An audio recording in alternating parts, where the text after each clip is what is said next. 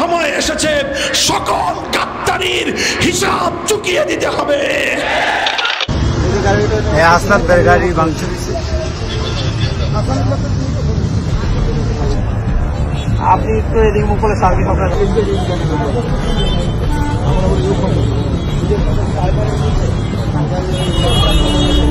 জন্য ৭১ সালে পশ্চিম পাকিস্তানিদেরকে আমরা ঠেঙ্গায় বিদায় করেছি। ৭১ থেকে ২০২৪ সাল আজ ৫৪ বছর পর্যন্ত এদেশের শাসক গোষ্ঠী জাতির সঙ্গে গাদ্দারি করে আসছে। এবার সময় এসেছে সকল গাদ্দারির হিসাব চুকিয়ে দিতে হবে।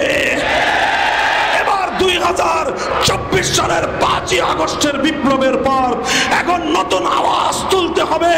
এবারের বাংলাদেশ হবে ইসলামের বাংলাদেশ, এবারের বাংলাদেশ হবে খেলাফতের বাংলাদেশ, এবারের বাংলাদেশ হবে আল কোরআনের বাংলাদেশ। কথা বলেন ঠিক না বেঠিক?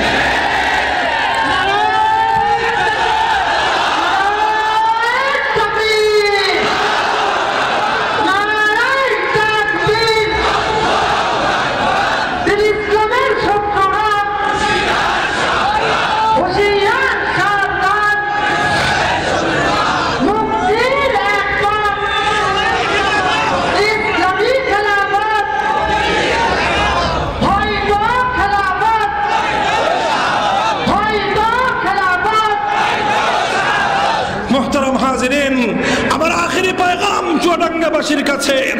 হে চুয়াডাঙ্গার মুসলিম জনসাধারণ, ইভেন আমি বলবো অন্যান্য ধর্মাবলম্বীদেরকে, নিরাপত্তা চান, শান্তি চান, সম্মান চান, ইসলাম ছাড়া পৃথিবীর কোন ধর্ম, কোন মতবাদ, কোন আদর্শ দিতে পারবে না। তাই আসুন সকলে মিলে সোচ্চার হই, এক দাবিতে সোচ্চার হই। আর কোন তন্ত্রমন্ত্র দেখতে চাই না, আল কোরআনের বাংলাদেশ দেখতে চাই। আমরা বর্তমান অন্তর্বর্তীকালীন সরকারকে বলি, ৫ই আগস্টের বিপ্লবের সিম্বলটা বুঝবার চেষ্টা করেন, আগে থেকে বুঝবার চেষ্টা করেন যে তুফান আসতেছে, সেই তুফানটার আগাম গতিবেগ বুঝবার চেষ্টা করেন। ৫ই আগস্টের বিপ্লবকে বুঝবার জন্য আমি বাংলাদেশের ৫ই আগস্টের দুপুর বেলার আধা ঘন্টার বাংলাদেশের দিকে তাকিয়ে দেখতে বলবো সবাইকে। স্বৈরাচারী ভারতের সেবাদাসী, ভারতের কৃতদাসী,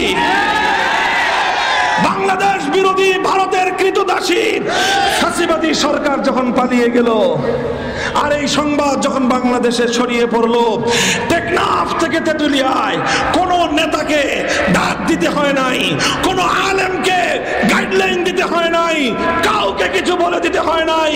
বিপ্লবীরা যে কাজটা করেছে সেটা হলো টেকনাফ থেকে তেঁতুলিয়া মুসলমানদের পবিত্র ভূমিতে জাতীয় স্থাপনায় ভাস্কর্য নামে যত মূর্তি ছিল সব মূর্তি ভেঙে গুড়িয়ে দিয়েছে।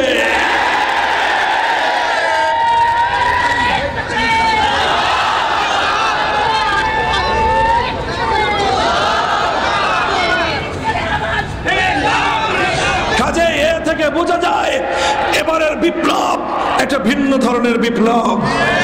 তাই আমরা বলছি, ধীরে ধীরে এদেশে ইসলামী রাষ্ট্র প্রতিষ্ঠার এই প্রচেষ্টাকে সামনের দিকে অগ্রসর করবার চেষ্টা করুন।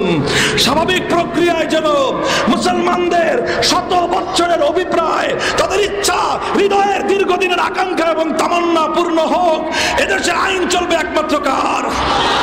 সংবিধান হবে আল কোরআন। এই আহ্বান বাস্তবায়নের জন্য আমরা সকলে সম্মিলিত হই। কথা বলেন ঠিক না বেঠিক?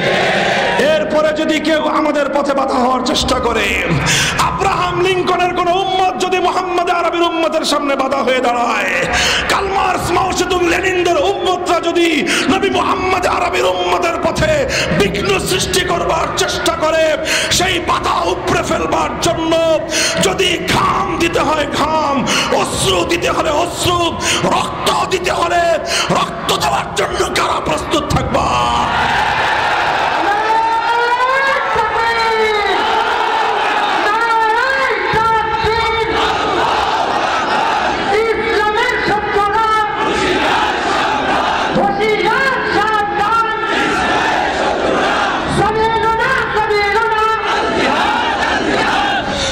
রাজি আছেন তো ইনশাল্লাহ? শুধু কথার কথা না শপথ? অঙ্গীকার কার সাথে? চিৎকার করে বলেন, কার সাথে? আল্লাহর সাথে অঙ্গীকার করেন। আরে ভাই, জন্মেছেন কয়বার? বলেন, জন্মেছেন কয়বার? মরবেন কয়বার? মরবো তো একবারই এবং নির্দিষ্ট সময়ে মরবো। মৃত্যুর সময় আসার এক মুহূর্ত আগে চাইলেও মরতে পারবেন না, চাইলেও বিলম্ব করতে পারবেন না। কাজে জীবনের মৃত্যু যখন নির্ধারিত, কাজে আমার এ জীবন, আমার এ মরণ আল্লাহর জন্য উৎসর্গিত হোক।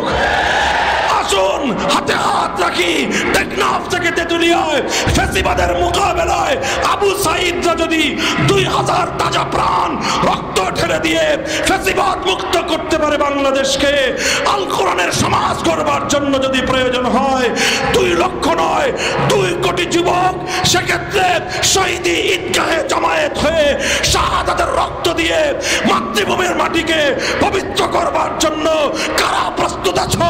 হাত তুলে আল্লাহকে দেখাও।